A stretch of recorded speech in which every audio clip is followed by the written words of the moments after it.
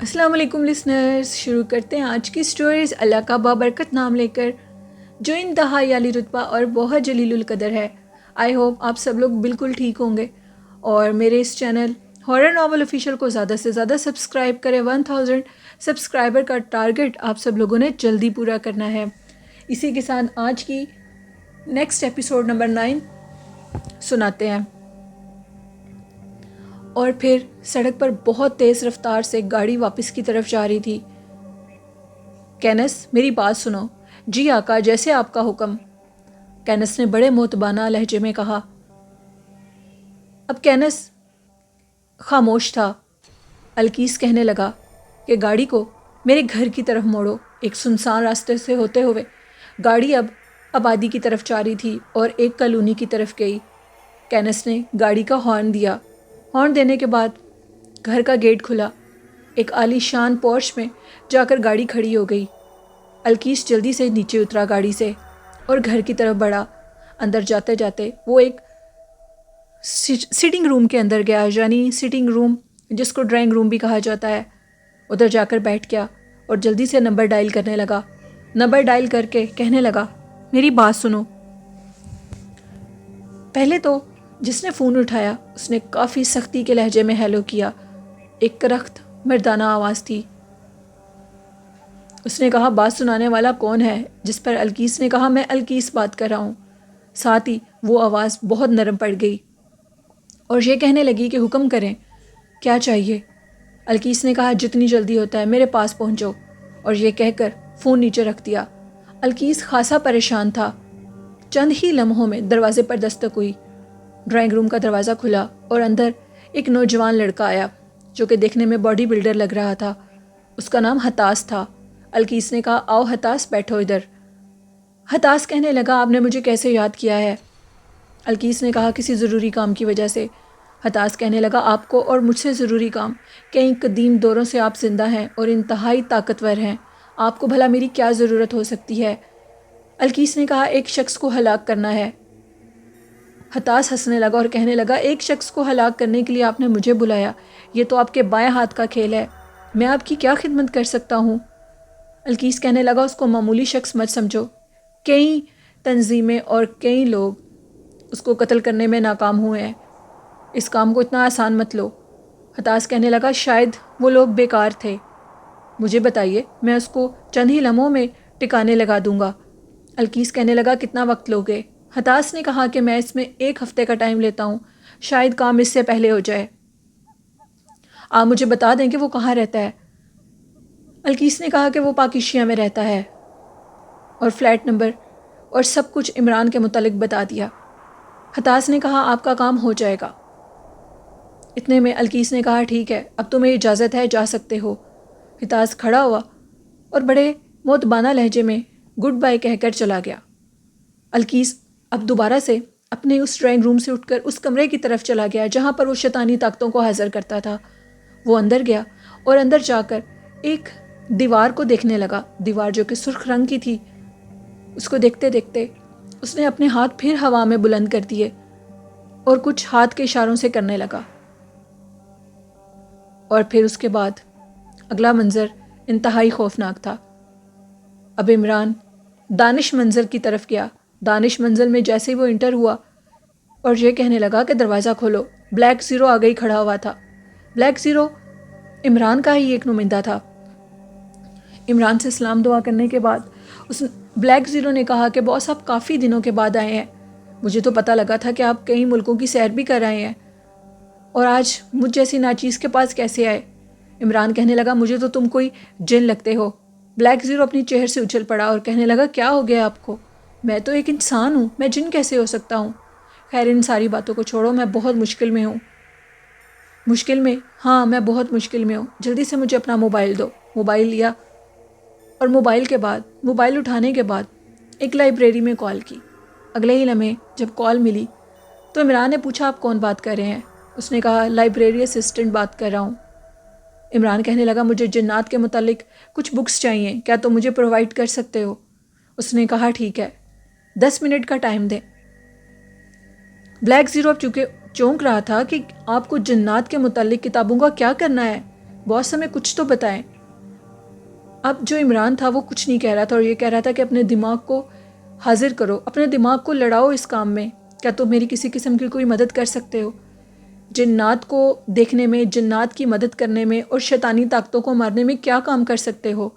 Black zero ساری باتوں سے بے خبر تھا اور یہی کہہ رہا تھا، باس مجھے آپ کی کسی بات کی کوئی سمجھ نہیں آ رہی۔ عمران نے پھر پاکیشیا میں جو اکتاش اس کے پاس آیا تھا وہاں سے لے کر مولوی صاحب سے ملنے تک کا سارا واقعہ بلیک زیرو کو بتایا۔ بلیک زیرو کسی واقعے پہ یقین نہیں کر رہا تھا۔ عمران نے کہا، تم جوزف کو کال ملا سکتے ہو اور سلمان کو بھی، جو میاں محمد بخش کے پاس میرے ساتھ گیا تھا۔ بلیک زیرو کہنے لگا کہ بالکل، میں ان سب کو کال ملاؤں گا، مجھے کسی بھی بات پر یقین نہیں آ رہا۔ عمران کہنے لگا، ہاں شاید اگلے چند لمحے میں تم یہ سمجھو کہ میرا دماغ کھسک چکا ہے، مجھے پاگل خانے کی ضرورت ہے، مجھے مینٹل ہاسپٹل میں جانا ہوگا۔ تم یہ ساری باتیں سن کر یہ سارے تجزیے کرو گے، لیکن تم جلدی سے جوزف کو اور سلمان کو کال ملاؤ۔ بلیک زیرو نے سب سے پہلے جوزف کو کال ملائی۔ جوزف نے ساری بات بتائی، وٹولیا جادوگرنی کی اغوا سے لے کر باقی سارے، یعنی بلیک وچ کا جو ڈاکٹر تھا، ڈاکٹر شمولی، ان سب کے واقعات جوزف نے بتا دیے۔ بلیک زیرو ابھی بھی بہت حیرت میں تھا اور موبائل فون بند کر دیا۔ چند ہی لمحوں میں دوبارہ سے سلمان کی کال آئی اور سلمان کہنے لگا کہ کیا صاحب جی آپ کے پاس ہیں؟ بلیک زیرو نے کہا، ہاں صاحب میرے پاس ہیں۔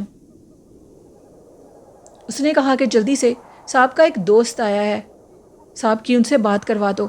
بلیک زیرو نے اپنے موبائل پر عمران کی سلمان سے بات کروائی۔ وہ کال ٹائیگر کی تھی۔ ٹائیگر کہنے لگا، یہاں پر کچھ قاتل تنظیمیں آئی ہوئی ہیں اور ان تنظیموں کے 4 بڑے لوگ آپ کے فلیٹ کا تعاقب کر رہے ہیں۔ انہوں نے کہا کہ وہ لوگ آپ کو قتل کرنا چاہتے ہیں اور یہ گروہ مصر کے سب سے بڑے گروہ ہیں، قاتل گروہ۔ جس پر عمران نے کہا کہ تم جلدی سے میرے پاس آ جاؤ، میں دانش منزل پر بیٹھا ہوا ہوں۔ اب عمران بہت زیادہ پریشان ہو گیا، یہ سب کچھ کیا ہو رہا ہے؟ چند ہی لمحوں میں دانش منزل کے دروازے پر دستک ہوئی۔ ٹائیگر اور جوانا عمران کے پاس آ چکے تھے۔ ٹائیگر اور جوانا عمران کے ہی نمائندے تھے۔ وہ کہنے لگے کہ ہم آپ کے فلیٹ کے پاس سے گزر رہے تھے تو ہم نے ان لوگوں کو دیکھا، یہ مصر کے بہت بڑے قاتل ہیں، بہت گندی تنظیم سے تعلق رکھتے ہیں، لوگوں کو مارنا، اسلحہ بنانا، شراب بنانا، ایسی چیزوں سے ان کا تعلق ہے۔ عمران نے کہا کہ اب ان کا کیا کیا جائے؟ ٹائیگر نے کہا کہ ان کو قید کرنا ہوگا، ان کو اغوا کرنا ہوگا۔ عمران نے کہا کہ یہ سب کچھ تم کیسے کر سکتے ہو؟ جوانا اور ٹائیگر نے کہا، آپ کے حکم کا اشارہ چاہیے، یہ سب کچھ ہو جائے گا۔ 4 لوگ ہیں، 2 کو تو ہم آسانی سے قید کر لیں گے، باقی 2 کا کام تھوڑا مشکل لگتا ہے کیونکہ وہ چکر لگا کر چلے جاتے ہیں اور یہ 2 لوگ ہر ٹائم فلیٹ کی نگرانی کر رہے ہیں۔ خیر اب ہمیں بتائیں ہمیں اگلا کام کیا کرنا ہوگا؟ عمران نے کہا، آپ کو اگلا کام یہ کرنا ہوگا کہ آپ کو ان دونوں لوگوں کو اغوا کرنا ہوگا، ان دونوں لوگوں کو اغوا کر کے رانا ہاؤس میں لے جاؤ۔ اگلے ہی لمحے عمران نے پاس پڑے ہوئے ریسیور کو اٹھایا اور موبائل ملایا اور نمبر ملایا۔ وہ نمبر رانا ہاؤس کا تھا، یعنی جدھر جوزف رہتا ہے۔ جوزف نے ہیلو کیا اور عمران نے کہا کہ جوزف میں عمران بات کر رہا ہوں۔ یس باس، حکم کیجئے، آپ کیا چاہتے ہیں؟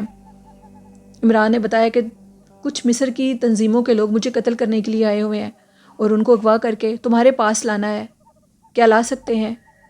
جوزف کہنے لگا، مالک آپ حکم کریں، ہم آپ کے حکم کے غلام ہیں۔ تو پھر عمران نے کہا کہ ٹائیگر اور جوانا اگلے ہی لمحے تمہارے پاس ہوں گے اور جس ٹائم وہ تمہارے پاس پہنچ جائیں تم نے مجھے فوراً بتانا ہے۔ جوزف نے کہا، اوکے باس، اور یہ کہہ کر ریسیور نیچے رکھ دیا۔ اب ٹائیگر اور جوانا چلے گئے تھے۔ وہ لوگ عمران کی فلیٹ کی طرف دیکھ رہے تھے، انہوں نے عمران کو مار دینا تھا۔ جو کہ الکیس تھا وہ اب بے خبر تھا اس سارے مسئلے سے، کیونکہ اس نے تو اپنی طرف سے ایک بڑی تنظیم کے ایک بڑے انسان کو یہ کہہ دیا تھا کہ تم نے عمران کو ہلاک کرنا ہے۔ الکیس کی نظر میں عمران انتہائی عیار، چلاک اور کوئی انٹیلیجنس کا بندہ تھا، اور جس کو عمران کو قتل کرنے کے لیے بھیجا وہ بھی کسی انٹیلیجنس سے ہی تعلق رکھتے تھے۔ فرق یہ تھا کہ وہ قاتل تنظیمیں تھیں۔ خیر اب ان کے ساتھ کیا ہونے لگا تھا یہ تو وہ جانتے نہیں تھے۔ جوانا اور ٹائگر ادھر پہنچ چکے تھے۔ آدھے گھنٹے کے بعد کال آئی، باس آپ کا کام ہو گیا ہے، ہم نے ان کو کرسی کے ساتھ باندھ دیا ہے۔ بلیک زیرو بالکل اس قدر حیران تھا، اس کو کچھ سمجھ نہیں آ رہی تھی کہ عمران آخر کر کیا رہا ہے، یہ سب کچھ کیا ہو رہا ہے۔ بلیک زیرو نے کہا کہ باس میری آنکھیں، میرا دماغ، میرے کان جو کچھ سن رہے ہیں، جو کچھ دیکھ رہے ہیں، یہ سب کچھ کیا ہو رہا ہے، میں ابھی سلمان کو کال کرتا ہوں۔ عمران نے کہا کہ سلمان کو کال بالکل مت کرنا، اگر تم نے سلمان کو کال کی تو بڑی بھی بہت زیادہ پریشان ہو جائیں گی اور سلمان بھی، اس لیے خاموش رہو، ہمیں یہ سارا کام خاموشی سے کرنا ہوگا، مجھے اقتاج صاحب کی مدد چاہیے۔ بلیک زیرو کہنے لگا اگر اقتاج صاحب کی مدد چاہیے تو ان کو چاہیے کہ وہ ہر ٹائم آپ کے ساتھ رہیں، انسان کا دماغ جنات جیسے کہاں ہو سکتا ہے۔ عمران نے کہا یہی تو تمہاری خام خیالی ہے، ہم لوگ یہی سمجھتے رہ جاتے ہیں کہ جنات کا دماغ ہم سے کہیں آگے ہے، جبکہ ایسا نہیں ہے، جنات ہمارے مقابلے میں کچھ بھی نہیں ہیں، زیرو ہیں، ہم اشرف المخلوقات ہیں۔ اللہ پاک نے ہمیں اتنا علم دے رکھا ہے، اتنا علم دے رکھا ہے، جس کو ہم استعمال کریں تو شاید ہم کیا چیز بن جائیں۔ اس لیے اس بات کو چھوڑو، اقتاش کا کام مجھے کرنا ہے، میں اقتاش کا کام ضرور کروں گا، سید چراغ شاہ صاحب کے آنے کا انتظار ہے بس، لیکن ان کے آنے میں ابھی کئی دن باقی ہیں، یہ کام مجھے پہلے کرنا ہوگا۔ سب سے پہلے مجھے الکیس کو ٹکانے لگانا ہوگا، الکیس کے بعد کینٹیلیا کے گروہ، کینٹیلیا کے سردار کو مارنا ہوگا، سب سے پہلے الکیس کو اس دنیا سے جانا ہوگا۔ یہ شیطان کا بہت بڑا چیلا ہے، یہ کافی لوگوں کی ہتیا کر چکا ہے، یہ ایک امیر اور نواب ہے، اربوں روپے کی مالیت رکھتا ہے، ایسے قاتل تنظیموں کے بندوں کو ایک سیکنڈ میں خرید لیتا ہے، جتنے پیسے دیتا ہے اس سے زیادہ شیطان اس کو اور پیسے دے دیتا ہے۔ اب اٹھو، ٹائم مت ضائع کرو، ہمیں فٹافٹ ادھر پہنچنا ہے۔ عمران اور بلیک زیرو رانا ہاؤس پہنچ چکے تھے۔ جیسے ہی رانا ہاؤس پہنچے اور ادھر جوزف نے فوراً دروازہ کھولا اور جوزف نے کہا سر آپ اپنے خاص روم میں آ جائیے۔ خاص روم میں گئے تو دو لوگ کرسی کے اوپر باندھے ہوئے تھے۔ ان دو لوگوں کو دیکھ کر عمران کافی حیران ہوا اور ان کو بالوں سے پکڑ لیا اور کہنے لگا معلوم ہے کیا کرنے جا رہے ہو، کس کو ہلاک کرنے کے لیے آئے ہو؟ پہلے تو وہ اپنی خاموشی نہیں توڑے تھے، خاموشی توڑنے کے بعد عمران نے دوبارہ ان کے بالوں کو کھینچا اور کہا کہ سچ بتا دو کیا کرنے کے لیے آئے تھے، کس نے بھیجا ہے تمہیں ادھر، کس گروہ سے تعلق رکھتے ہو؟ ان میں سے ایک شخص نے کہا کہ ہم مصر کی ایک تنظیم سے تعلق رکھتے ہیں جو کہ لوگوں کو قتل کرتے ہیں، شراب نوشی کا کام کرتے ہیں اور اسلحہ بناتے ہیں۔ ادھر سے ہی ہمیں کسی نے ہائر کیا تھا، ایک بڑے بندے نے، جو کہ تمہیں مروانا چاہتا تھا، اس لیے ہم پاکشیہ تک آئے ہیں۔ وہ کہنے لگا کہ تم پاکشیہ تک تو آ گئے ہو، لیکن آگے بتاؤ آگے کیا کرو گے؟ عمران کون ہے؟ ان کو عمران کی بالکل پہچان نہیں تھی۔ نے کہا کہ ایک فلیٹ پر، پاکشیہ کے ایک فلیٹ نمبر پر، اور اس قسم کے حلیے کے شخص کو ہمیں قتل کرنا ہے، جیسے وہ اس ٹائم اپنے فلیٹ سے گزرے گا تو ہم اس کو قتل کر دیں گے۔ عمران نے کہا تم بہت بڑا گناہ کرنے لگے تھے، تم تو اس شخص کو جانتے بھی نہیں ہو، تم کسی اور کو بھی مار سکتے تھے۔ خیر ان سب باتوں کو اس نے جھٹلا دیا۔ الکیس نے تمہیں کس نے بھیجا ہے، سچ بتاؤ؟ جس پر اس نے کہا میں نہیں بتاؤں گا۔ عمران نے کہا یقیناً تمہیں الکیس نے بھیجا ہوگا، کیونکہ اس ٹائم وہ مصر کے دارالحکومت قہرہ میں ہے اور وہی تمہیں مجھے مروانے کے لیے بھیج سکتا ہے۔ کرسی پہ بیٹھا ہوا شخص چونک پڑا اور یہ خدشہ کرنے لگا کہ شاید اس کو میرے ساتھ والے بندے نے مخبری کر دی ہے۔ اس نے عمران سے کہا کہ شاید میرے ساتھ والا بندہ بھی ادھر سے غائب ہو چکا ہوگا، اسی نے تمہیں سب کچھ بتایا ہوگا۔ عمران نے کہا بالکل بھی نہیں، مجھے اس نے نہیں بتایا۔ تم کیا سمجھتے ہو کہ میں بالکل اکیلا ہوں؟ روشنی اور روحانی دنیا کی اچھی طاقتیں میرے ساتھ ہیں، روحانی طاقتیں میرے ساتھ ہیں، وہ مجھے انشاءاللہ کبھی بھی کچھ نہیں ہونے دیں گی۔ اللہ پاک کے علاوہ تم شیطان لوگوں میں یہ طاقت نہیں ہے کہ تم لوگ مجھے موت کے گھاٹ اتار سکو۔ اتنے میں چیئر پہ بیٹھے ہوئے شخص نے الکیس الکیس کہہ کر پکارنا شروع کر دیا۔ کمرے میں اچانک سے سرخ لال دھواں پھیل گیا اور اپنے ہاتھوں کو ہوا میں بلند کر کے کچھ پڑھنے لگا۔ اتنا شدید دھواں، اور وہ شخص جو کہ اس کے ساتھ اس کی بیک سائڈ پر ایک اور شخص باندھا ہوا تھا، ہوش میں آنے کے بعد اس کو یہ بھی اندازہ نہیں تھا کہ میرے پیچھے کوئی اور بھی بندھا ہوا ہے۔ وہ اونچی اونچی آواز میں الکیس الکیس کہہ کر کہنے لگا تھا الکیس میری مدد کرو، الکیس میری مدد کرو۔